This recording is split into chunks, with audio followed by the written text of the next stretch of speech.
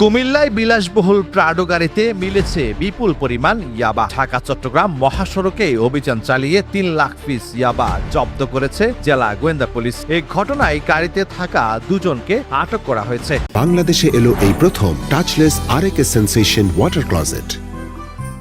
সোমবার দুপুরে কুমিল্লার সদর উপজেলার জাগুরজলি এলাকায় চট্টগ্রাম থেকে ঢাকাগামী সাদা রঙের প্রাডো গাড়িতে তল্লাশি চালায় ডিবি পুলিশ। এ সময় একটি লাকেজ থেকে বিপুল পরিমাণ ইয়াবা উদ্ধার করা হয়। পুলিশের দাবি, জব্দ করা ইয়াবার আনুমানিক বাজার মূল্য ১৫ কোটি টাকা।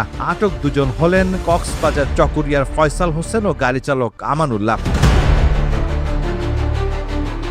কুমিল্লা জেলা গোয়েন্দা পুলিশের ওসি শামসুল আলম শাহ জানান, গোপন সংবাদের ভিত্তিতে অভিযান চালিয়ে গাড়িটি আটক করা হয়। ঘটনাস্থলে গিয়ে কুমিল্লার পুলিশ সুপার মোহাম্মদ আনিসুজ্জামান বলেন, আটক দুজনকে জিজ্ঞাসাবাদ করা হচ্ছে। ইয়াবাগুলো কোথায় থেকে আনা হয়েছিল এবং কোথায় নেওয়া হচ্ছিল, জিজ্ঞাসাবাদ শেষে এসব তথ্য জানা যাবে।